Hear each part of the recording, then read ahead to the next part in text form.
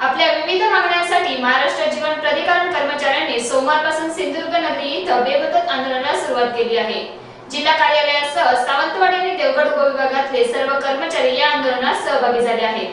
100% कर्मचारी या आंदोलनात सहभागी झाल्यामुळे जिल्ह्यात काही ठिकाणी पाणी पुरवठा विस्कळीत होण्याची शक्यता आहे। महाराष्ट्र जीवन प्राधिकरण अधिनियम कलम 27 आणि 28 मधल्या तरतुदीनुसार MJPच्या कमी उत्पन्नाचा भार सरकारनं घेणं अपेक्षित आहे। कृष्णा खोरं, विदर्भ, तापी आणि गोदावरी, मराठवाडा या मंडळांची जबाबदारी शासनानं स्वीकारली आहे। त्यानुसार MJPच्या कर्मचाऱ्यांचं वेतन आणि निवृत्ती वेतन भत्ते याची जबाबदारी सरकारनं स्वीकारावी अशी मागणी कर्मचाऱ्यांनी केली आहे। त्यामुळेच राज्यातले सर्व कर्मचारी या आंदोलनात सहभागी झाले आहेत। सिंधुदुर्ग जिल्ह्यात जिल्हा कार्यालयासह देवगड आणि सावंतवाडी उपविभागीय कार्यालयातले सर्व कर्मचारी या आंदोलनात सहभागी झाले आहेत। जिल्हाधिकारी कार्यालयासमोर या कर्मचाऱ्यांनी बेमुदत आंदोलन सुरू केलं आहे।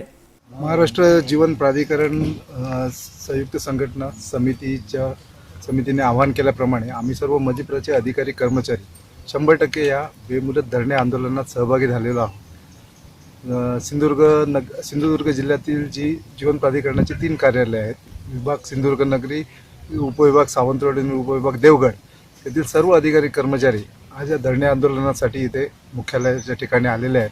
सर्व 3 कार्यालये आज मजिप्राची बंद आहेत। 100% आंदोलनाला प्रतिसाद आहे। कर्मचाऱ्यांच्या मुख्य मागण्या ज्या आहेत, ज्या शासनाप्रमाणे वेतन व भत्ते आज आम्हाला मिळत नाही आहे। जुलै 2014 पासून जे महागाई भत्ते डिक्लेअर केले शासनाने ते शासकीय कर्मचाऱ्यांना मिळत आहेत, मात्र मजिप्राच्या कर्मचारी अधिकाऱ्यांवर अन्याय आहे आणि त्यांना ते मिळत नाही। त्याचं कारण सांगितलं होतं की तुमच्या उत्पन्नातून तुमचे वेतन व भत्ते भागवा। ॲक्च्युली मजिप्रा ही प्राधिकरण शासनातूनच कर्मचारी बाहेर काढून केलेलं आहे, पण ते काही खास वर्ल्ड बँकेच्या तरतुदीसाठी केलेलं होतं। म्हणजे आमच्यामध्ये आम्ही शासनाचेच कर्मचारी आहोत, मात्र आम्हाला दुय्यम वागणूक मिळत आहे आणि म्हणून हे आंदोलन आम्ही करत आहोत।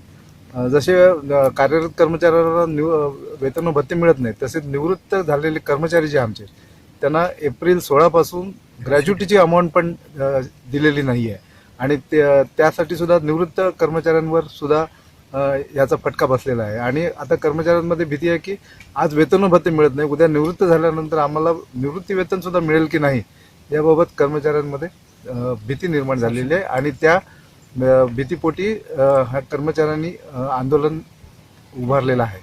जीवन प्राधिकरणाच्या सध्या सेवेत असलेल्या कर्मचाऱ्यांबरोबरच मजिपचे सेवानिवृत्त कर्मचारी सुद्धा या आंदोलनात सहभागी झाले आहेत।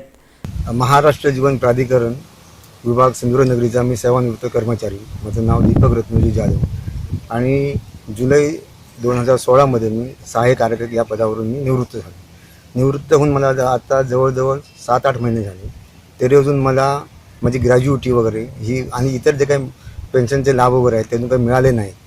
आम्ही जवळजवळ 30-32 वर्ष मी याची सेवा जीवन प्राण्याची सेवा केली, म्हणजे माझंच हे कुटुंब आहे काय या प्रकारे मी सेवा केली, पण आमच्या सेवेचा शासनाने कुठल्याही प्रकारचा कसला विचार केला नाही। आता माझ्यासोबत जे रिटायर झालेले लोक आहेत, सेवानिवृत्त लोक आहेत, त्यांना पण कोणाला पेन्शन सुरू नाही, ग्रॅज्युटी मिळाली नाही, इतर काही जे निवृत्तीचे फायदे मिळतात ते पण मिळाले नाहीत, अशी आज आमची अवस्था आहे। आणि धड आम्ही प्राधिकरणाचे नाहीत आणि शासनाचे नाही अशी आमची अवस्था आहे। शासनाचे जे काही लाभ मिळतात ते लाभ आम्हाला वेळेवर मिळत नाही, त्यासाठी हे आंदोलन चाललेलं आहे। सध्या जो 24 वर्षाचं कालबद्ध पदोन्नती आम्हाला लागू झालेली नाही, तसेच 125% DA वरून 113% DA आम्हाला मिळतो, तो आम्हाला शासनाप्रमाणेच मिळावा ही आमची मागणी आहे। तसेच महिला वर्गातून आम्हाला ह्या सुविधा उपलब्ध आहेत, 125% वरून जो 113% जो मिळतो तो आम्हाला 125% मिळावा। तसेच 24 वर्षाची कालबद्ध पदोन्नती मिळावी, तसेच शासनाप्रमाणेचे सर्व नियम आम्हाला लागू व्हावेत अशी आमची मागणी आहे। तसेच इतर ज्या आमच्या निवृत्ती जे कर्मचारी आहेत त्यांनाही आमचे हे जे सर्व लाभ मिळावेत। खरं तर डिसेंबर 2015 मध्ये झालेल्या आंदोलनाच्या वेळी मागण्या मान्य करण्याचं आश्वासन मुख्यमंत्र्यांनी या कर्मचाऱ्यांना दिलं होतं, पण त्याची पूर्तता झाली नसल्यानं कर्मचाऱ्यांनी हे आंदोलन तीव्र करण्याचा आता निर्णय घेतला आहे।